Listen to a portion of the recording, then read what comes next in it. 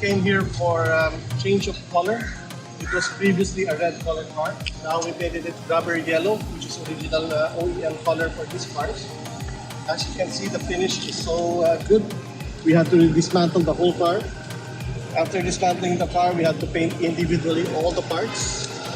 From bumpers, bonnet, doors, trunk, everything is done meticulously on this car. So if you can see, Kabit, I'll show you the finish that we did. You can see when we returned all the parts, it's all aligned properly. Not like taping and those things that usually these garages do. And from the inside, you'll also see, this was previously the color of the car. It was red. So the customer also wanted to do the upholstery, but he wanted the color so bad, he said, I'll drive the car for now. And as you can see, the fit and finish, you see, there's no taping, there's no nothing. So this is the way we work on our body shop here in Quick Fit.